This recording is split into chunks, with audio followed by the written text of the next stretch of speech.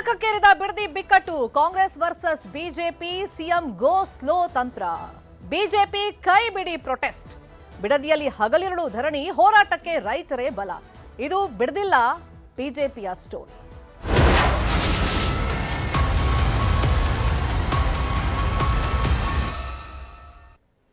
Bidadi township ಹೆಸರಲ್ಲಿ ಮಹಾ ಯುದ್ಧವೇ ನಡೀತಾ ಇದೆ ಒಂದ್ ಕಡೆ ರೈತರು ಹೋರಾಟವನ್ನ ಮಾಡ್ತಾ ಇದ್ರೆ ರೈತರಲ್ಲೂ ಕೂಡ ಎರಡು ವಿಂಗಡಣೆ ಆಗಿದೆ ಒಂದು ಪರ ಇನ್ನೊಂದು ವಿರುದ್ಧದ ಹೋರಾಟ ಇನ್ನೊಂದ್ ಕಡೆ ರಾಜಕೀಯವಾಗಿ ನಾವು ನೋಡೋದಾದ್ರೆ ಹಳೆ ಮೈಸೂರು ಭಾಗದಲ್ಲಿ ಪ್ರಾಬಲ್ಯವನ್ನ ಸಾಧಿಸುವಂತ ನಿಟ್ಟಿನಲ್ಲಿ ರಾಜಕೀಯ ಪಕ್ಷಗಳು ಕೂಡ ಅಖಾಡಕ್ಕಿಳಿದಿವೆ ಬಿಡದಿ ಟೌನ್ಶಿಪ್ ಹೆಸರಲ್ಲಿ ರೈತರನ್ನ ಮುಂದಿಟ್ಕೊಂಡು ಮಹಾ ಯುದ್ಧವೇ ನಡೀತಾ ಇದೆ ಕಾಂಗ್ರೆಸ್ ವಿರುದ್ಧ ವಿಪಕ್ಷ ಬಿಜೆಪಿ ಮುಗಿ ಬಿದ್ದಿದೆ ಇಷ್ಟ ದಿನ ಜೆಡಿಎಸ್ ದೊಡ್ಡ ಮಟ್ಟದಲ್ಲಿ ಹೋರಾಟ ಮಾಡ್ತು ನಿಖಿಲ್ ಅವರು ಪಾದಯಾತ್ರೆ ಮಾಡಿದ್ರು ದೇವೇಗೌಡರು ಹೋರಾಟದ ಅಖಾಡಕ್ಕೆ ಇಳಿಬೇಕಾಗುತ್ತೆ ಅಂತ ಹೇಳಿ ಸರ್ಕಾರಕ್ಕೆ ಎಚ್ಚರಿಕೆ ಕೊಟ್ಟರು ಕುಮಾರಸ್ವಾಮಿ ಅವರಂತೂ ಪ್ರತಿದಿನ ಇದೇ ವಿಷಯವಾಗಿ ವಿರೋಧವನ್ನ ವ್ಯಕ್ತಪಡಿಸ್ತಾ ಇದ್ದಾರೆ ಇನ್ನು ಇವತ್ತು ಫ್ರೀಡಂ ಪಾರ್ಕ್ ಅಲ್ಲಿ ಬಿಜೆಪಿ ಪ್ರತಿಭಟನೆಯನ್ನ ಹಮ್ಮಿಕೊಂಡಿದೆ ಬಲವಂತದ ಕ್ರಮ ಯಾವುದೇ ಕಾರಣಕ್ಕೂ ಇಲ್ಲ ಅಂತ ಹೇಳಿ ಮೊನ್ನೆ ಸಿಎಂಎ ಸ್ಪಷ್ಟನೆಯನ್ನ ಕೊಟ್ಟಿದ್ದಾರೆ ಸಮಿತಿ ರಚನೆ ಮಾಡ್ತೀವಿ ಅಂತ ಹೇಳಿ ಮುಖ್ಯಮಂತ್ರಿಗಳು ಮಾಹಿತಿಯನ್ನ ಕೊಟ್ಟಿದ್ರು ಆದ್ರೆ ಯೋಜನೆಯನ್ನೇ ಕೈ ಬಿಡಬೇಕು ಅಂತ ಹೇಳಿ ಬಿಜೆಪಿ ಅವರು ಆಗ್ರಹವನ್ನ ಮಾಡಿ ಇವತ್ತು ಫ್ರೀಡಂ ಪಾರ್ಕ್ ಅಲ್ಲಿ ಪ್ರತಿಭಟನೆಯನ್ನ ಮಾಡ್ತಾ ಇದ್ದಾರೆ ಅತ ಬಿಡದಿಯಲ್ಲೂ ಕೂಡ ಪರ ವಿರೋಧದ ಹೋರಾಟ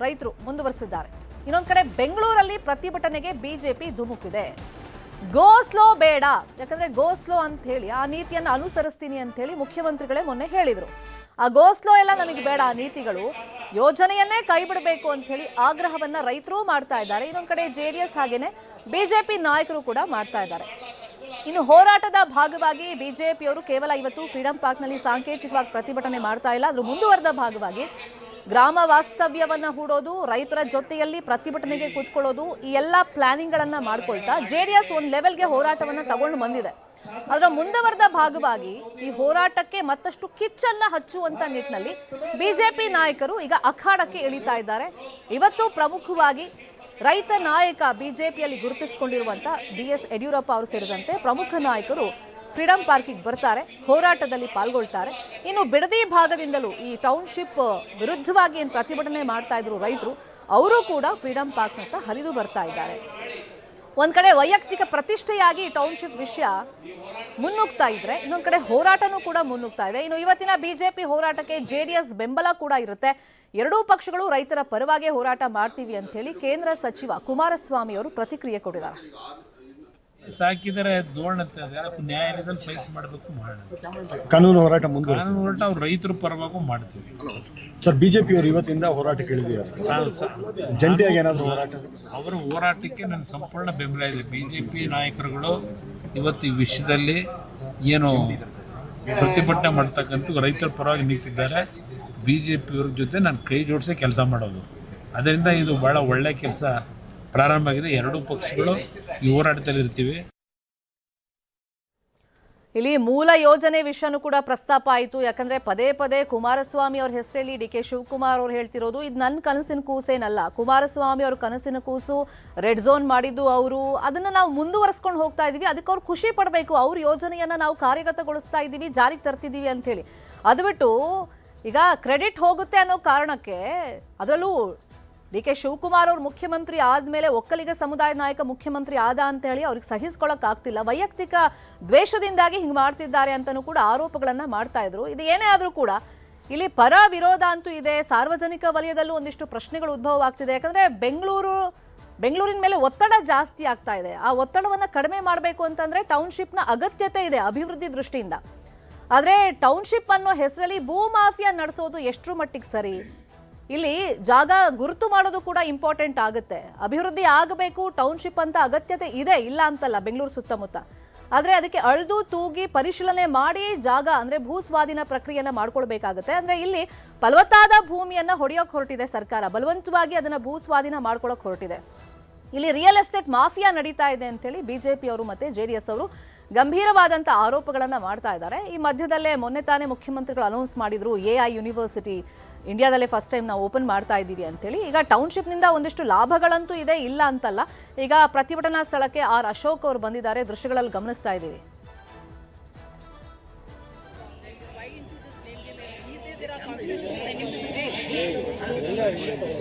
For Biddi project, it is a real estate project for the Congress party elections.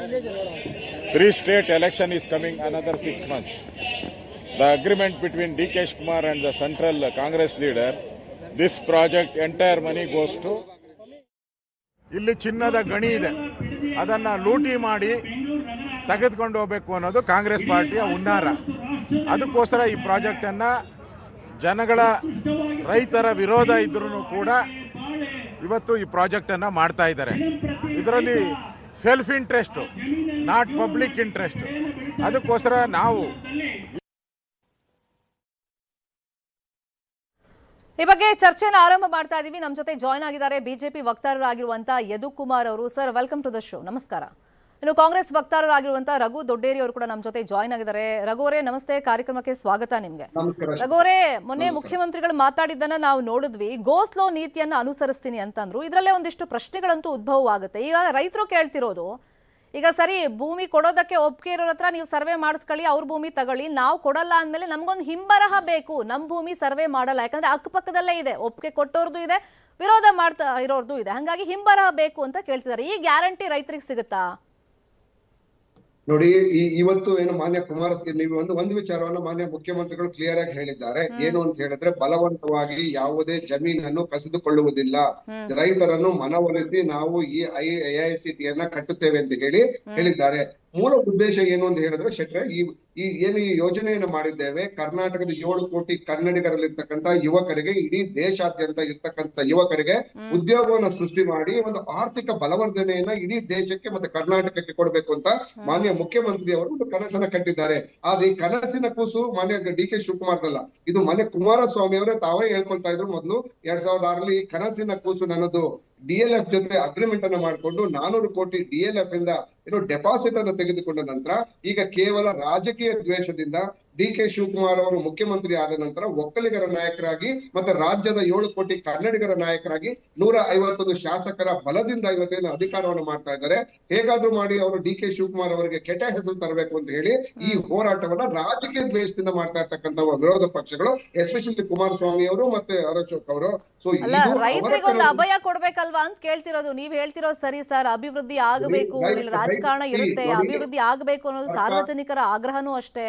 ಇಲ್ಲಿ ರೈತರು ಒಪ್ಕೊಡ್ಬೇಕಲ್ವಾ ಅದನ್ನ? ಈಗ ರೈತರು ಕೇಳ್ತಿರೋದೇನು, ನಮಗೆ ಹಿಂಬರಹ ಕೊಡಿ, ಒಪ್ಪಿಗೆ ಇಲ್ದಿರೋರ್ಗೆ. ಅದು ಸಾಧ್ಯ ಆಗುತ್ತಾ ಈ ಸರ್ಕಾರದಿಂದ?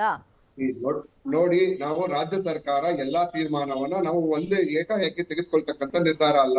ಸೊ ಮಾನ್ಯ ಮುಖ್ಯಮಂತ್ರಿಗಳೇ ಕ್ಲಿಯರ್ ಆಗಿ ಹೇಳಿದ್ದಾರೆ, ಯಾರು ಭೂಮಿಯನ್ನ ಕೊಡ್ತೇವೆ ಅಂತ ಹೇಳಿ ಸರಿಸುಮಾರು 70-80% ರೈತರು ಕೊಡ್ತೀವಿ ಅಂತ ಸಮಸ್ಯೆ ಇಲ್ಲ ಸರ್. ಇವಾಗ ಕೊಡಲ್ಲ ಅಂತಿದಾರಲ್ಲ, ಅವ್ರದಲ್ವಾ ಸಮಸ್ಯೆ? ಕೊಡಲ್ಲ ಅಂದವ್ರ ಜೊತೆ ಮನವೊಲಿಸುವಂತ ಕೆಲಸ ಮಾಡ್ತೇವೆ. ಅವ್ರ ಜೊತೆ ಚರ್ಚೆಯನ್ನ ಮಾಡಿ ಒಂದು ಸಮಿತಿಯನ್ನ ಈಗ ರಚನೆ ಮಾಡ್ತಾ ಇದ್ದೇವೆ. ಮಾನ್ಯ ಮುಖ್ಯಮಂತ್ರಿಗಳು ಹೇಳಿದ್ದಾರೆ, ಸಮಿತಿಯನ್ನ ರಚನೆ ಮಾಡ್ತಾರೆ. ಸಮಿತಿ ರಚನೆ, ಆ ಸಮಿತಿ ಹೋಗಿ ರೈತರ ಜೊತೆ ಮಾತನಾಡಿ ರೈತರ ಸಮಸ್ಯೆಗಳೇನು, ಅವರ ಅಹವಾಲುಗಳೇನು, ಅವರ ಇದನ್ನ ಕೇಳಿದ ನಂತರ ಮಾನ್ಯ ಮುಖ್ಯಮಂತ್ರಿಗಳು ತೀರ್ಮಾನ ತೆಗೆದುಕೊಳ್ತಾರೆ. ಆದ್ರೆ ಇದು ಟು ಅರ್ಲಿ ಟು ಡಿಸೈಡ್. ಸಮಿತಿ ಬಗ್ಗೆ ನೀವ್ ಅಂದ್ರಿ ಸರ್, ಸರಿ ಒಪ್ಕೊಳ್ತೀನಿ, ಗೋ ಸ್ಲೋ ನೀತಿ ಅಂತ DK ಶಿವಕುಮಾರ್ ಅವ್ರು ಹೇಳಿದ್ರು. 2 ತಿಂಗಳು ಅವಕಾಶ ರೈತರಿಗೂ ಕೊಡ್ತೀವಿ ಅಂತಂದ್ರು. ಒಂದ್ ಸಮಿತಿಯನ್ನು ರಚನೆ ಮಾಡ್ತೀವಿ, ಒಂದ್ 2-3 ತಿಂಗಳು ಆಗತ್ತೆ ಅಂತಂದ್ರು.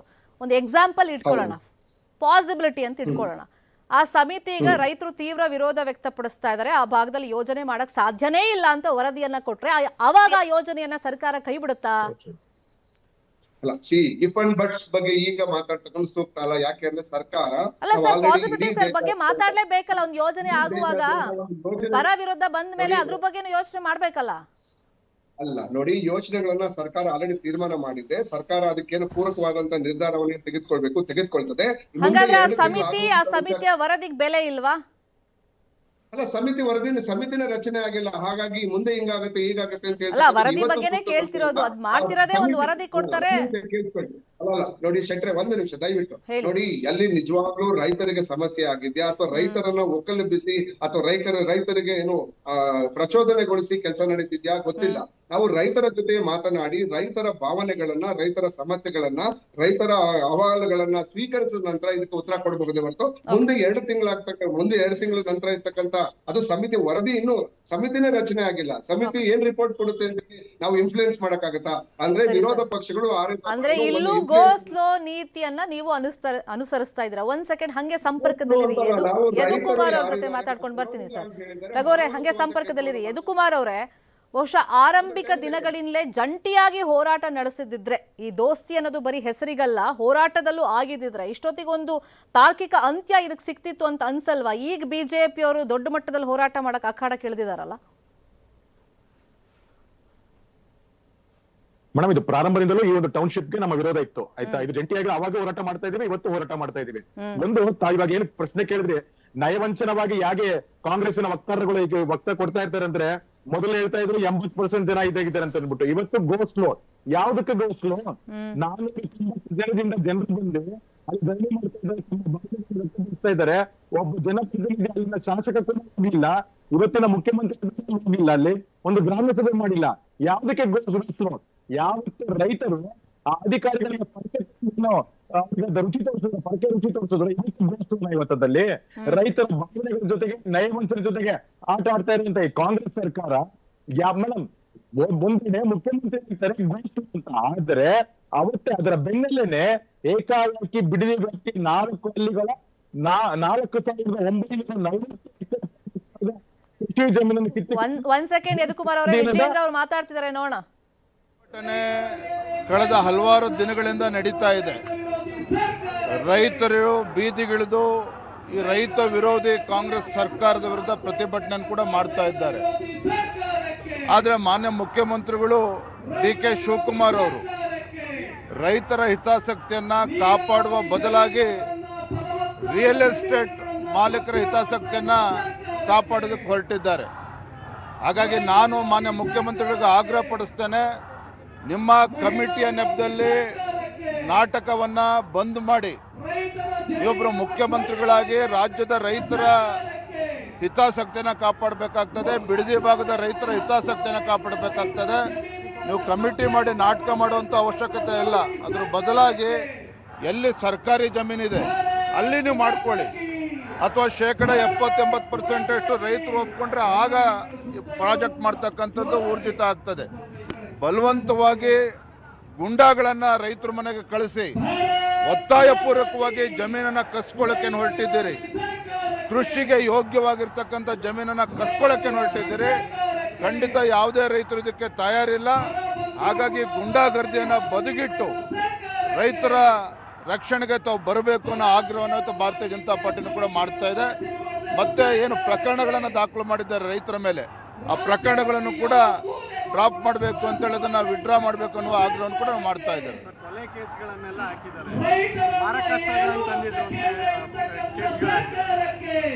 ಈ ರೀತಿ ಅಪಪ್ರಚಾರವನ್ನು ಮಾಡಿಕೊಂಡು ವಾಸ್ತವಿಕ ಸತ್ಯ ಏನು ಅಂತ ಹೇಳಿದ್ರೆ, ನಾವುಗಳು ಕೂಡ ಅಲ್ಲಿ ಭೇಟಿ ಕೊಟ್ಟಾಗ ಅಶೋಕರು ನಾವುಗಳೆಲ್ಲ ರೈತರ ಮುಂದೆ ಬಂದು ಹೇಳಿದ್ದಾರೆ, ಗುಂಡಾಗಳನ್ನ ಕರೆಸಿ ನಮ್ಮನ್ನ ಬೆದರಿಸ್ತಕ್ಕಂಥ ಕೆಲಸ ಮಾಡ್ತಾ ಇದ್ರು ಅನ್ನೋ ಮಾತನ್ನ ರೈತರು ಹೇಳ್ತಾ ಇದ್ದಾರೆ.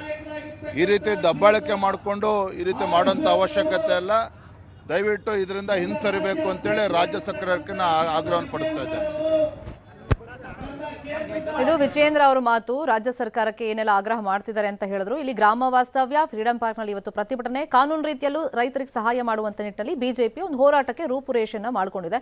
ಯದುಕುಮಾರ್ ಅವರೇ, ನಿಮ್ ನಾಯಕರು ಹೇಳ್ತಾ ಇದ್ರು ಬಲವಂತವಾಗಿ ಭೂಸ್ವಾಧೀನ ಅಂತ ಹೇಳಿ. ಮೊನ್ನೆ ಡಿ.ಕೆ. ಶಿವಕುಮಾರ್ ಅವರು ಹೇಳಿದ್ರು ಬಲವಂತವಾಗಿ ಭೂಸ್ವಾಧೀನ ಇಲ್ಲ, ಯಾವ ರೈತರಿಗೆ ಒಪ್ಪಿಗೆ ಇದೆ 2 ತಿಂಗಳು ಟೈಮ್ ಕೊಡ್ತೀನಿ ನಿಮ್ಮ ಭೂಮಿಯನ್ನ ಸರ್ಕಾರ ಕೊಡಕ್ಕೆ ಅಂತೇಳಿ. ಮತ್ತೆಲ್ಲಿ ಬಂತು ಬಲವಂತದ ಭೂಸ್ವಾಧೀನ ಈಗ? ಮೇಡಮ್, ಈಗ ತಾವ್ ಹೇಳ್ತಾ ಇದ್ದಂತದ್ದು ನಾನು ಆಗ್ಲೇ ಹೇಳ್ದೆ, 493-94ನೇ ದಿನದಿಂದನೂ ಕೂಡ ರೈತರು ಹೋರಾಟ ಮಾಡ್ತಿದ್ದಾರೆ ತಮ್ಮ ಜಮೀನುಗಳನ್ನ ಉಳಿಸ್ಕೊಳ್ಳಕ್ಕೆ. ಅವತ್ತು ಯಾವ ಮುಖ್ಯಮಂತ್ರಿ ಆಗ್ಬೋದು, ಉಪಮುಖ್ಯಮಂತ್ರಿ ಆಗಿದ್ದಂತ ಇದೇ ಮುಖ್ಯಮಂತ್ರಿಗಳು ಹೋಗಿಲ್ಲ. ಅಲ್ಲಿನ ಜನಪ್ರತಿನಿಧಿ ಶಾಸಕರಾದಂತ ಮಾಗಡಿ ಬಾಲಕೃಷ್ಣ ಹೋಗ್ಲಿಲ್ಲ. ಇವತ್ತು ಗೋಸ್ಲೋ ಅಂತ ಅನ್ಬಿಟ್ಟು ಯಾರ ಮೂಗಿಗೆ ಬೆಣ್ಣೆ ಹಚ್ಚಕ್ ಹೋಗ್ತಾ ಇದ್ದಾರೆ ಮೇಡಮ್. ಇದ್ದಲ್ಲಿ ನಾ ಹೇಳ್ತಾ ಇರುವಂತದ್ದು ಇದೊಂದು ವಿಳಂಬ ನೀತಿ. ಏನು ಅಂತಂದ್ರೆ ಜನರನ್ನು ಹತ್ತಿಕ್ಕುವಂತದ್ದು, ಒಕ್ಕಲೆಬ್ಬಿಸುವಂತದ್ದು, ಇವರ ಪೊಲೀಸಿನ ದೌರ್ಜನ್ಯ, ಇವರ ರಾಜಕೀಯ ದರ್ಪವನ್ನ ಜನರ ಮೇಲೆ, ರೈತರ ಮೇಲೆ ಮಾಡುವಂತದ್ದು. ರೈತರು ತಮ್ಮ ಜಮೀನನ್ನು ಉಳಿಸ್ಕೊಳಕ್ ಹೋರಾಡ್ತಾ ಇದ್ದಾರೆ. ನಿಮ್ ತರ ನಿಮ್ಮ ಜೇಬುಗಳನ್ನ ತುಂಬಿಸಕ್ಕಂತದ್ದಲ್ಲ, ಅವರ ತುತ್ತಿನ ಚೀಲಗಳನ್ನ ತುಂಬಿಸಕ್ಕೆ ಹೋರಾಟ ಮಾಡ್ತಾ ಇದ್ದಾರೆ ಹೊರತು ನೀವು ರಿಯಲ್ ಎಸ್ಟೇಟ್ ಮುಖ್ಯಮಂತ್ರಿಯಾಗಿ ಏನ್ ಮಾಡ್ತಾ ಇದ್ದೀರಾ ಜನಕ್ಕಂತ ಗೊತ್ತಾಗ್ತಾ ಇದೆ. ಇದು ಗೋಸ್ಲೋ ಏನಂದ್ರೆ ಇನ್ನೊಂದು ವಿಳಂಬ ನೀತಿ, ಇನ್ನೊಂದು ಕುಟಿಲ ನೀತಿ ಇವ್ರದ್ದು, ರೈತರನ್ನು ಒಕ್ಕಲೆಬ್ಬಿಸುವಂತದ್ದು. ಮೇಡಮ್, ಅಲ್ಲಿ ರಾಜಕೀಯದ ಏನಂತಾರೆ, ಕಾಂಗ್ರೆಸ್ ಪುಡಾರಿಗಳು ಅವತ್ತು ಅಧಿಸೂಚನೆ ಹೊರಡ್ಬೇಕಾದಾಗ ಪಟಾಕಿ ಹೊಡಿತಾರೆ. ಯಾವ್ದಾದ ರೈತರ ತನ್ನ ಜಮೀನನ್ನು ಕಳ್ಕೊಳ್ಬೇಕಾದಾಗ, ತನ್ನ ಭಾವನೆಗಳನ್ನ ಧಕ್ಕೆ ಆದಾಗ ಪಟಾಕಿ ಹೊಡಿತಾರೆ ಮೇಡಮ್. ಅಲ್ಲಿ ಇಂಥ ಮನಸ್ಥಿತಿ ಇರುವಂತವ್ರು, ಇಂಥ ಮನಸ್ಥಿತಿಯ ಗೂಂಡಾಗಿರಿ ಮಾಡ್ತಾ ಇರುವಂತದ್ದು. ಪಟಾಕಿ ಹೊಡೆದಿದ್ ಯಾರು ಸರ್? ಸಂಭ್ರಮಾಚರಣೆ ಮಾಡಿದ್ಯಾರು? ನಾವು ಭೂಮಿ ಕೊಡಕ್ ರೆಡಿ ಇದೀವಿ ಅಂತ ಅಂದ್ರಲ್ಲ ಅವರು, ಸರ್ವೆ ಮಾಡಕ್ ಅಧಿಕಾರಿಗಳನ್ನ ಕಳಿಸಿ ಅಂತ ಕೇಳ್ತಾ ಇದ್ರಲ್ಲ ಅವರು.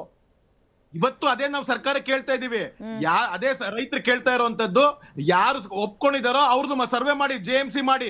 ಯಾರ್ದು ಒಪ್ಕೊಂಡಿಲ್ವೋ ಸರ್ಕಾರದ ಪರವಾಗಿ DC ಅವರು ಒಂದು ಹಿಂಬರವನ್ನು ಪರಿಗೊಳ್ಳಲಿ. ಯಾರಿಗೆ ತಮ್ಮ ಭೂಮಿಯನ್ನು ಕೊಡಲು ಇಚ್ಛಿಸುವುದಿಲ್ಲವೋ ಅವರ ಭೂಮಿಯನ್ನು JMC ಮಾಡುವುದಿಲ್ಲ. ಅದನ್ನ ಒಂದು ಹಿಂಬರವಾಗಿ ಸರ್ಕಾರ ಕೊಡ್ಬೇಕಲ್ವಾ? ಕೊಡ್ದೇರ ಯಾಕೆ ನಾಟಕ ಆಡ್ತಾ ಇದಾರೆ? ಕೊಡ್ದಿರನೆ ಮತ್ತೆ ಯಾಕೆ ಅಧಿಸೂಚನೆ ಹೊಡಿಸ್ತಾ ಇದ್ದಾರೆ?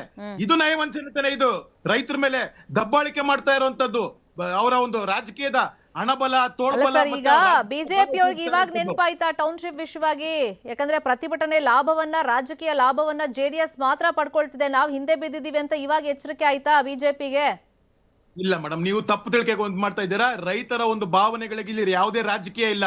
ರೈತರ ಅನ್ನದಾತರ ಭಾವನೆಗಳಿಗೆ ನಾವು ಅವ್ರ ಬೆಂಬಲ ಕೊಡ್ತಾ ಇದೀವಿ ಹೊರತು ಇಲ್ಲಿ ಯಾವುದೇ ರಾಜಕೀಯದ ಮೇಲಾಟ ಆಗ್ಲಿ ಯಾವುದೇ ಇದಿಲ್ಲ. ಇದರಲ್ಲಿ ಇದು ರೈತರ ಬದುಕು. ನೆಲ, ಜಲ, ಭಾಷೆ ಮತ್ತು ರೈತರ ಬರಬೇಕಾದಾಗ ಸದಾ ಭಾರತೀಯ ಜನತಾ ಪಾರ್ಟಿ ರಾಜ್ಯದ ಜನರ ಪರವಾಗಿ, ರೈತರ ಪರವಾಗಿ ಇರುವಂತದ್ದು. ಇಲ್ಲಿ ಯಾವುದೇ ಒಂದೊಂದು ರಾಜಕೀಯದಲ್ಲಿ ನಮ್ಗೆ ಲಾಭ ನಷ್ಟ ಅನ್ನೋದು ಇದಿಲ್ಲ. ಇದು ರೈತರ ಬದುಕಿನ ಪ್ರಶ್ನೆ, ಅನ್ನದಾತರ ಬದುಕಿನ ಪ್ರಶ್ನೆ. ಓಕೆ ರಘು ಅವರೇ, ಈಗ ಮೊನ್ನೆ DK ಶಿವಕುಮಾರ್ ಅವರು ಸ್ಪಷ್ಟವಾಗಿ ಹೇಳಿದ್ದಾರೆ ಈ ಯೋಜನೆ ಯಾಕೆ, ಅದನ್ನ ಹೆಂಗ್ ಮುಂದುವರಿಸಬೇಕು, ವಿಶೇಷ ಸಮಿತಿ ಇರಬಹುದು, ಜೊತೆಗೆ ಗೋಸ್ಲೋ ನೀತಿ 2 ತಿಂಗಳು ಅವಕಾಶವನ್ನು ಕೊಡ್ತೀವಿ ಅಂತ ಹೇಳಿ. ಆದ್ರೆ ಏಕಾಏಕಿ ಭೂ ಸ್ವಾಧೀನಕ್ಕೆ ಹೋದಾಗ, ಸರ್ವೆಗೆ ಹೋದಾಗ ರೈತರಿಗೂ ಒಂದ್ ರೀತಿ ಪ್ರವೋಕ್ ಆಗಿದೆ. ಆ ಸಂದರ್ಭದಲ್ಲಿ ಟ್ರಿಗರ್ ಆಗಿ ಅಧಿಕಾರಿಗಳ ಮೇಲೆ ಕೈ ಮಾಡೋ ಪ್ರಯತ್ನವನ್ನ ಅವ್ರು ಮಾಡಿದ್ದಾರೆ. ಆಗಿದ್ದಾಗ ಹೋಗಿದೆ. ಆ FIR ಅನ್ನ ರದ್ದು ಮಾಡಿ ಅಂತ ಇವ್ರು ಕೇಳ್ತಾ ಇದ್ದಾರೆ. ಅದಾದ್ಮೇಲೆ ತಾನೇ CM ಪ್ರೆಸ್ ಮೀಟ್ ಅಲ್ಲಿ ಇನ್ಫಾರ್ಮೇಶನ್ ಕೊಟ್ಟಿದ್ದು. ಈಗ ರೈತರ ಮೇಲೆ ಕ್ರಮವನ್ನ ವಾಪಸ್ ತಗೊಳ್ಳುತ್ತಾ ಸರ್ಕಾರ? ಶೆಟ್ರೆ, ಮೊದಲನೇದಾಗಿ ಬಿಜೆಪಿ ವಕ್ತಾರ ಮಾತಾಡ್ತಿರ್ತಕ್ಕಂಥದ್ದು ಮತ್ತೆ ವಿರೋಧ ಪಕ್ಷದ ನಾಯಕರು ಮಾತಾಡಿರ್ತಕ್ಕಂಥ ಒಂದು ಸ್ಟೇಟ್ಮೆಂಟ್ ಉತ್ತರ ಕೊಟ್ಟು ನಂತರ ಮುಂದಕ್ಕೆ ಹೋಗ್ತೀನಿ. ನಾನೀಗ ಕೇಂದ್ರ ಸರ್ಕಾರ, ಬಿಜೆಪಿ ಸರ್ಕಾರದೇ ದೇಶಾದ್ಯಂತ ರಸ್ತೆಗಳಿಗೆ ಮತ್ತೆ ಅಭಿವೃದ್ಧಿಗೆ ಅಂತ ಹೇಳಿ ಬಿಜೆಪಿ ಅಧಿಕಾರದಲ್ಲಿರ್ತಕ್ಕಂಥ ರಾಜ್ಯಗಳನ್ನು ಒಳಪಡಿಸಿ ಸರಿಸುಮಾರು 5 ಲಕ್ಷ ಎಕರೆ ಜಮೀನುಗಳಿಗೆ ನೋಟಿಫಿಕೇಶನ್ ಕೊಟ್ಟಿದೆ. ಅದರಲ್ಲಿ ಸರಿಸುಮಾರು 40-50% ಜನರು ನನಗೆ ಜಮೀನನ್ನ ಕೊಡೋದಿಲ್ಲ ಅಂತೇಳಿ ವಿರೋಧವನ್ನು ವ್ಯಕ್ತಪಡಿಸಿ ಕೋರ್ಟ್ ನಲ್ಲಿ ಕೇಸ್ ಕೂಡ ಹಾಕಿದ್ದಾರೆ. ಹಾಗಾದ್ರೆ ಕೇಂದ್ರ ಸರ್ಕಾರ, ಇವ್ರದೇ ಬಿಜೆಪಿ ಸರ್ಕಾರ ಇದೆ, ಮಾನ್ಯ ನರೇಂದ್ರ ಮೋದಿ ಅವರು ಒಂದು ಆರ್ಡರ್ ನ ರೆಸೊಲ್ಯೂಷನ್ ಕೇಂದ್ರ ಮಟ್ಟದಲ್ಲಿ ಇವರೇ ಮಾಡ್ಲಿ. ಈಗ ರಾಜ್ಯಕ್ಕೆ ಪ್ರಶ್ನೆ ಮಾಡ್ತಿದ್ದಾರೆ. ಇಡೀ ರಾಜ್ಯದಲ್ಲಿ, ಇಡೀ ದೇಶಾದ್ಯಂತ 22 ರಾಜ್ಯಗಳು ಅಧಿಕಾರದಲ್ಲಿ ಇರ್ತೀನಿ ಹೆಮ್ಮೆಯಿಂದ ಹೇಳ್ತಕ್ಕಂಥ ಬಿಜೆಪಿ ಅವರು ಒಂದು ರೆಸೊಲ್ಯೂಷನ್ ಅನ್ನ ಇವತ್ತು ಅವರು ಹೊರಗಡೆ ಮಂಡನೆ ಮಾಡ್ಲಿ. ಯಾರ ರೈತರ ಜಮೀನನ್ನ ನಾನು ಕೊಡೋದಿಲ್ಲ ಅಂತ ಹೇಳ್ತಾರೋ ಆ ಜಮೀನನ್ನ ನಾನು ಅಕ್ವೈರ್ ಮಾಡೋದಿಲ್ಲ ಅಂತ ಹೇಳಿ ಕೇಂದ್ರ ಸರ್ಕಾರ ಒಂದು ರೆಸೊಲ್ಯೂಷನ್ ಅನ್ನ ಮಾಡ್ಲಿ. ಮತ್ತೆ ಅದೇ ರೀತಿ 22 ರಾಜ್ಯಗಳ ಅಧಿಕಾರದಲ್ಲಿರ್ತಕ್ಕಂಥ ಬಿಜೆಪಿ ಸರ್ಕಾರ ಹೊರಡಿಸಿ ನಂತರ ಕರ್ನಾಟಕ ಬಂದು ಈ ರೀತಿಯನ್ನ ಮಾತಾಡೋ ಪ್ರಶ್ನೆಯನ್ನ ಕೇಳಿ. ಮೊದಲನೇದು. ಎರಡನೇದು, ಇದೇ ಹಿಂದಿನ ಬಿಜೆಪಿ ಸರ್ಕಾರ ಮುರುಗೇಶ್ ನಿರಾಣಿ ಅವರು ಕರ್ನಾಟಕದಲ್ಲಿ 2 ಲಕ್ಷ ಲ್ಯಾಂಡ್ ಬ್ಯಾಂಕ್ ಅನ್ನ ನಾವು ಸೃಷ್ಟಿ ಮಾಡಿದ್ದೇವೆ ಅಂತ ಹೇಳಿ ಗ್ಲೋಬಲ್ ಇನ್ವೆಸ್ಟರ್ಸ್ ಮೀಟ್ ಅಲ್ಲಿ ಮಾತಾಡಿದ್ದಾರೆ. ಅದೇ ರೀತಿ ಸರಿಸುಮಾರು 50,000 ಎಕರೆ ಜಮೀನನ್ನ ನೋಟಿಫಿಕೇಶನ್ ಮಾಡೋದಕ್ಕೆ ನೋಟಿಫಿಕೇಶನ್ ಹೊರಡಿಸಿದ್ದೇವೆ ಅಂತ ಹೇಳಿ ಗ್ಲೋಬಲ್ ಇನ್ವೆಸ್ಟರ್ಸ್ ಮೀಟ್ ಬೆಂಗಳೂರಿನಲ್ಲಿ ನಡೆದಂತ ಕಾರ್ಯಕ್ರಮದಲ್ಲಿ ಮಾನ್ಯ ಮುರುಗೇಶ್ ನಿರಾಣಿ ಅವರು ಅಂದಿನ ಮುಖ್ಯಮಂತ್ರಿಗಳು ಹೇಳಿದ್ದಾರೆ. ಅಂದ್ರೆ ಇವರ ಇಬ್ಬಗೆ ನೀತಿ ಏನು? ಇವರು ಅಧಿಕಾರದಲ್ಲಿ ಇರ್ತಕ್ಕಂಥ ಸಂದರ್ಭದಲ್ಲಿ ರೈತರ ಜಮೀನನ್ನು ಅಕ್ವೈರ್ ಮಾಡ್ಕೊಂಡಾಗ ಇವರಿಗೆ ರೈತರ ಮೇಲೆ ಮೊಸಳೆ ಕಣ್ಣೀರು ಏನೋ ಅದು ಅಂಧ ಪ್ರೀತಿ. ಈ ಪ್ರಶ್ನೆ ನೀವು ಮಾಡೋದಾದ್ರೆ ಕಾಂಗ್ರೆಸ್ ಅವ್ರಿಗೂ ಕೂಡ ಪ್ರಶ್ನೆ ಕೇಳಬಹುದು. ಅಂಡಮಾನ್ ನಿಕೋಬಾರ್ಗೆ ರಾಹುಲ್ ಗಾಂಧಿ ಹೋಗ್ತಾರೆ, ಎಷ್ಟು ಸಮೃದ್ಧವಾಗಿದೆ ಅಂತ ಹೇಳಿ ರೈತರ ಪರವಾಗಿ ನಿಲ್ತಾರೆ, ಅಲ್ಲೊಂದ್ ನೀತಿ ಇಲ್ಲೊಂದ್ ನೀತಿ ಅನ್ನೋ ಪ್ರಶ್ನೆ ಉದ್ಭವ ಆಗಲ್ಲ? ಕೇಳಿಸ್ಕೊಳ್ಳಿ, ಹೇಳ್ತೇನೆ. ನೀವು ಅಂಡಮಾನ್ ನಿಕೋಬಾರ್ ದ್ವೀಪವನ್ನೇ ಉಪಯೋಗಿಸ್ಕೊಂಡು ಮಾಡೋ ಅವಶ್ಯಕತೆ ಇಲ್ಲ, ಅದಕ್ಕೆ ಉತ್ತರ ಆಮೇಲೆ ಕೊಡ್ತೇನೆ. ಈಗ ಅದು ಚರ್ಚೆ ಕೂಡ ಆಗಿದೆ, ಬೇರೆ ವಿಚಾರ ಹೇಳೋಣ. ಈಗ ನಾನು ಕೇಳ್ತಾ ಇರ್ತಕ್ಕಂಥ ಮಾನ್ಯ ಕುಮಾರಸ್ವಾಮಿ ಅವರೇ, ನೀವು ಇದು ಫಲವತ್ತಾದಂತ ಭೂಮಿಯನ್ನ ಇದೇ ಬೈರಮಂಗಲ ಜಾಗದಲ್ಲಿ ಬಿಡದಿ ಪಕ್ಕದಲ್ಲಿ ಇರ್ತಕ್ಕಂಥ ಏನು ನಮ್ಮ ಟೊಯೋಟಾ ಕಿರ್ಲೋಸ್ಕರ್ ಫ್ಯಾಕ್ಟರಿ ಆಗಿದೆ, ಬೇರೆ ಬೇರೆ ಇಂಡಸ್ಟ್ರಿ ಆಗಿದೆ. ಆ ಇಂಡಸ್ಟ್ರಿಯಲ್ ಏರಿಯಾಗೆ ಸರಿಸುಮಾರು ಶಾನಮಂಗಲ ಏರಿಯಾದ ಸರಿಸುಮಾರು 5,000ದಿಂದ 7,000 ಹೆಕ್ಟೇರ್ ಅನ್ನ ಫಲವತ್ತಾದಂತ ಇದೇ ವೃಷಭಾವತಿ ನೀರನ್ನ ಉಪಯೋಗಿಸ್ಕೊಂಡು ಉತ್ತಮವಾದಂತ ಬೆಳೆ ಬೆಳೀತಿದ್ದಂತ ಜಾಗವನ್ನ ನೀವೇ ಅಕ್ವೈರ್ ಮಾಡಿ ಇವತ್ತು ಇಂಡಸ್ಟ್ರಿಯನ್ನ ಮಾಡಿದ್ರಿ. ಯಾಕೆ ಮಾಡಿದ್ರಿ ಅಂದ್ರೆ ಅವತ್ತು ರೈತರ ಬಗ್ಗೆ ಪ್ರೀತಿ ಇರ್ಲಿಲ್ವಾ? ಅದೇ ನೀವು ಡಾಬಸ್ಪೇಟೆ ಇಂಡಸ್ಟ್ರಿಯಲ್ ಏರಿಯಾದಲ್ಲಿ ಫಲವತ್ತಾದಂತ ಜಾಗವನ್ನು ಅಕ್ವೈರ್ ಮಾಡಿದ್ರಿ, ಅದ್ರ ಬಗ್ಗೆ ಇಲ್ವಾ? ನೀವು ವೈಟ್ ಫೀಲ್ಡ್ ಅಲ್ಲಿ ITPL ಅನ್ನ ಮಾಡಿದಾಗ ಲ್ಯಾಂಡ್ ಅಕ್ವೈರ್ ಮಾಡ್ಕೊಂಡ್ರಿ. ಎಂಟೈರ್ ಬೆಂಗಳೂರನ್ನ ಇವತ್ತು ಏನು ಡೆವಲಪ್ ಆಗಿದೆ. ಈ ಭೂ ಸ್ವಾಧೀನ ಅಂತ ಬಂದಾಗ 2013 ಮನಮೋಹನ್ ಸಿಂಗ್ ಅವ್ರ ಗವರ್ಮೆಂಟೇ ತಂತಲ್ಲ 80% ರೈತರು ಒಪ್ಕೊಂಡ್ರೆ ಭೂ ಸ್ವಾಧೀನ ಈಸಿಯಾಗಿ ಮಾಡ್ಕೊಳ್ಬಹುದು ಅಂತ ಹೇಳಿ. ಈಗ ನೀವೇ ಹೇಳ್ತಿದ್ದೀರಾ ಪದೇ ಪದೇ 80% ರೈತರು ಒಪ್ಕೊಂಡಿದ್ದಾರೆ ಅಂತ ಹೇಳಿ. ಒಪ್ಕೊಂಡಿಲ್ಲ ಅಂತ ಅವ್ರು ಹೇಳ್ತಿದ್ದಾರೆ. 3 ಗ್ರಾಮಗಳಿಗೆ ಮಾತ್ರ 80% ಒಪ್ಕೊಂಡಿದ್ರೆ ಅಧಿಸೂಚನೆ ಯಾಕೆ ಹೊರಡಿಸಿದ್ರಿ ಹಂಗಾದ್ರೆ? ಇಲ್ಲ ನೋಡಿ, 80% ಒಪ್ಕೊಂಡಿದ್ದಾರೆ. ಇನ್ನು ಮಿಕ್ಕಿದವ್ರನ್ನು ಕೂಡ ನಾವು ಯಾರನ್ನು ಕೂಡ ವಿರೋಧ ಮಾಡಿ ನಾವು ಅಕ್ವೈರ್ ಮಾಡ್ಬೇಕು ಅನ್ನೋ ಮನಸ್ಥಿತಿ ಇಲ್ಲ. ಮಾನ್ಯ ಮುಖ್ಯಮಂತ್ರಿಗಳು ಆಗೋದಕ್ಕೆ ಮೊದಲನೇ ಈ ರೀತಿ ಗಲಾಟೆ ನಡೀತಾ ಇತ್ತು. 26 ವರ್ಷ ಆಗರೆ ಬಿಜೆಪಿ ಯಾಕೆ ಸುಮ್ಮನೆ ಕುಳಿತುಕೊಂಡಿದ್ರು? ರೈತರು 1 ಕುಂಟೆ ಜಮೀನನ್ನ ಮಾರಿ ಮಕ್ಕಳ ಮದುವೆಯನ್ನು ಮಾಡೋದಕ್ಕೂ ಸಂಕಷ್ಟವನ್ನ ಬಿಜೆಪಿ ಮತ್ತೆ JDS ನಾಯಕರು ಯಾಕೆ ಈಗ ಮೊಸಳೆ ಕಟ್ಟೆಯನ್ನು ಹಾಕ್ತಾ ಇದ್ದಾರೆ? ರೆಡ್ ಝೋನ್ ಅನ್ನು ತೆಗೆದಾಕ್ಬೇಕಿತ್ತು. ಎಷ್ಟೋ ಜನ ಸಾವಿರಾರು ರೈತರು ತನ್ನ ಮಕ್ಕಳಿಗೆ 1 ಕುಂಟೆ 2 ಕುಂಟೆ ಜಮೀನನ್ನ ಮಾರಿ ಮದುವೆ ಮಾಡುವಂತ ಪರಿಸ್ಥಿತಿಯಿಂದ ಇವರು ದೂರ ಇಟ್ಟಿದ್ದಂತ ಕೆಟ್ಟ ಸ್ಥಿತಿನಲ್ಲಿ ಆ ರೆಡ್ ಝೋನ್ ಅನ್ನು ಇಟ್ಕೊಂಡಿದ್ದಂತ ಬಿಜೆಪಿ JDS ನಾಯಕರು ಇವತ್ತು ಕೇವಲ ರೈತರನ್ನ ಎತ್ತು ಕಟ್ಟಿ ಅವರನ್ನ ಸರ್ಕಾರದ ವಿರುದ್ಧ ಎತ್ತು ಕಟ್ಟಿ ಮಾಡ್ತಕ್ಕಂಥ ಒಂದು ಕೆಲಸ ನಡೀತಿದೆ, ಹುನ್ನಾರ ನಡೀತಿದೆ. ಸರ್ಕಾರದ ಮೇಲೆ ಕೆಟ್ಟ ಅಭಿಪ್ರಾಯ ತರಲು ಒಂದು ಹುನ್ನಾರ ನಡೀತಿದೆ. ಅದರ ವಿರುದ್ಧ ಜನರ ಅಭಿಪ್ರಾಯವನ್ನ ಪಡೆದು ಅಂದ್ರೆ ರೈತರ ಅಭಿಪ್ರಾಯ ಪಡೆದು ನಾವು ರೈತರಿಗೆ ನ್ಯಾಯ ಒದಗಿಸುವಂತ ಕೆಲಸ ಮಾಡ್ತೇವೆ, ರೈತರನ್ನ ಮನವೊಲಿಸ್ತೇವೆ ಅಥವಾ ಇನ್ನು ಅವರ ರೈತರ ಸಮಸ್ಯೆಯನ್ನ ಕೇಳ್ತೇವೆ ನಾವು. ಫೈನ್. ಯದುಕುಮಾರ್ ಅವ್ರು ಹೇಳ್ತಿರೋದು, ಈಗ ನೀವು ಮೊಸಳೆ ಕಣ್ಣೀರ್ ಹಾಕೊಂಡು ಬಂದಿದ್ದೀರಾ, 80% ರೈತರು ಒಪ್ಕೊಂಡಿದ್ದಾರೆ ಅಂತ ಈ ಕ್ಷಣಕ್ಕೂ ಕಾಂಗ್ರೆಸ್ ವಕ್ತಾರರು ಅದನ್ನೇ ಹೇಳ್ತಿರೋದು. ಮೇಡಮ್, ಈಗ ಈ ಒಂದು ವಿವಾದ ಶುರುವಾದಾಗಿಂದ ಪ್ರತಿಯೊಬ್ಬ ಕಾಂಗ್ರೆಸ್ಸಿಗರಿಗೆ ವಕ್ತಾರರಿಗೆ ಒಂದು ಗಿಳಿಪಟ ಮಾಡ್ಬಿಟ್ಟಿದ್ದಾರೆ 80% ಅಂತ. ನಾವು ಪ್ರತಿ ಬಾರಿ ಈ ತರದ ಮಾತು ಹೇಳ್ಬೇಕಾದಾಗ ನಾವು ಅವ್ರಿಗೆ ಹೇಳ್ತಾ ಇದೀವಿ, ಆ 80% ಯಾರು ನಿಮ್ಮ ಸರ್ಕಾರದಲ್ಲಿ ದಾಖಲೆಗಳಿದ್ರೆ ದಯವಿಟ್ಟು ಸಾರ್ವಜನಿಕವಾಗಿ ಮಾಧ್ಯಮದ ಮುಖಾಂತರ ಬಿಡುಗಡೆ ಮಾಡಿ, ಅವಾಗ ಗೊತ್ತಾಗುತ್ತೆ ಯಾರು 80% ಅಂತ ಅನ್ಬಿಟ್ಟು ಅಂತ ಒಂದು. ಆಮೇಲೆ ಅಲ್ಲಿ ಯಾವ್ದು ಚಿಕ್ಕ ಮಕ್ಳಲ್ಲ ಮೇಡಮ್, ಅಲ್ಲಿ ಇದು ಪ್ರತಿಭಟನೆ ಮಾಡ್ತಾ ಇರುವಂತದ್ದು ತಮ್ಮ ಭೂಮಿಗೆ ರೈತರು ಯಾರು ಅನ್ನದಾತರು ಶತಮಾನಗಳಿಂದ ಅವರ ಒಂದು ಪೂರ್ವಜರಿಂದ ಬಂದಂತ ಭೂಮಿಯನ್ನ ಉಳಿಸ್ಕೊಳಕ್ ಮಾಡ್ತಾ ಇರುವಂತದ್ದು. ಚಿಕ್ಕ ಮಕ್ಳಲ್ಲ, ಅವರ ಬದುಕಿನ ಹೋರಾಟ ಅದು. ಇವ್ರು ಹೇಳ್ತಾರಲ್ಲ ನಮ್ಮ ಹಕ್ಕು ಅಂತ, ಅವ್ರ ಭೂಮಿ ಅವ್ರ ಹಕ್ಕು ರೀ. 80% ಯಾವ ಪ್ರತಿ ಹಳ್ಳಿಗೂ ಹೋಗ್ಬೇಕಾಗತ್ತೆ, ಮಾತಾಡ್ಬೇಕಾಗತ್ತೆ. ನಾನು ಹೇಳ್ತಾ ಇದ್ದೀನಿ, ಒಂದು ಗ್ರಾಮ ಸಭೆ ಯಾಕೆ ಮೇಡಮ್ ಅಲ್ಲಿನ ಜನಪ್ರತಿನಿಧಿ ಬಾಲಕೃಷ್ಣ ಅವರು 490 ದಿನದಿಂದ ಕೂಡ ಒಂದೇ ಒಂದ್ಸತಿ ಯಾಕೆ ಹೋಗಿಲ್ಲ? ತಾನು ಆರಿಸಿ ಬಂದ ಕ್ಷೇತ್ರ ತಾನೆ, ಯಾಕೆ ಭಯನಾ? ಈ ಮುಖ್ಯಮಂತ್ರಿ ಹೋರಾಟಗಳ ಮಧ್ಯದಲ್ಲಿ ಬಿಜೆಪಿ ಅವರು JDS ಅವರು ಒಂದು ಡಾಕ್ಯುಮೆಂಟ್ ರಿಲೀಸ್ ಮಾಡ್ಬಿಡ್ಬೋದಲ್ಲ. ಅವ್ರು 80% ಅಂತಾರೆ. ಇಲ್ಲಿ ನೋಡಿ 5519 ರೈತರು ಅವರ ಹೆಸರುಗಳು ಸರ್ವೆ ನಂಬರ್ ಹಾಕಿದ್ರೆ ಡಾಕ್ಯುಮೆಂಟ್ ಅಂತೂ ಇವಾಗ ಈಸಿಯಾಗಿ ಸಿಕ್ಬಿಡುತ್ತೆ. ಅದಕ್ಕೇನ್ ಖರ್ಚಾಗುತ್ತೆ? ಆ ಡಾಕ್ಯುಮೆಂಟ್ ಪ್ರೊಡ್ಯೂಸ್ ಮಾಡಿ ನೀವು ಸರ್ಕಾರದ ಮುಂದೆ, ಜನರ ಮುಂದೆ. ಮೇಡಮ್, ಇವಾಗ ಸರ್ಕಾರ ಹೇಳ್ತಲ್ಲ 80%, ಅದಕ್ಕೆ ಅದನ್ನೇ ನಾವು ಕೇಳ್ತಾ ಇರೋದು. ಆಮೇಲೆ ಅವರಂತೂ ಡಾಕ್ಯುಮೆಂಟ್ ಕೊಡಕ್ ರೆಡಿ ಇಲ್ಲ. ಆಚೆ ನೀವೇ ಸ್ವಲ್ಪ ಖರ್ಚು ಮಾಡಿ ಅದನ್ನ ಕೊಟ್ಬಿಡಿ, ಡಾಕ್ಯುಮೆಂಟ್ ಇಟ್ಬಿಡಿ. ನಾವು ಜನರ ಬಳಿಗೆ ಹೋಗಿ ಜನರ ಒಂದು ಇದನ್ನ ಕೇಳ್ತಾ ಇದೀವಿ.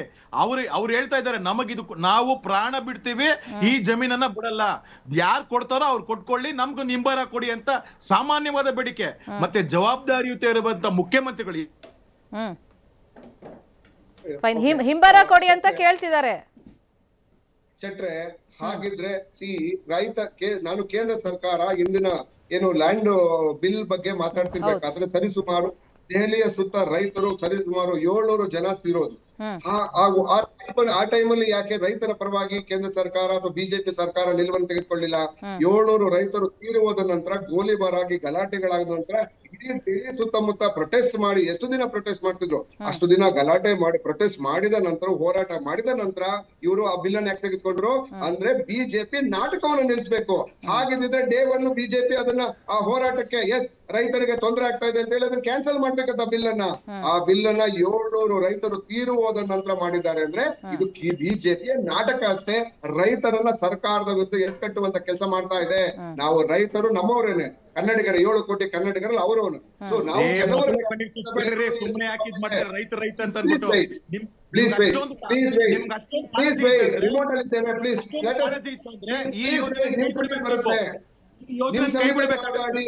ನಿಮ್ ಸಮಯದಲ್ಲಿ ಮಾತಾಡಿ ಪ್ಲೀಸ್, ಮನವಿ.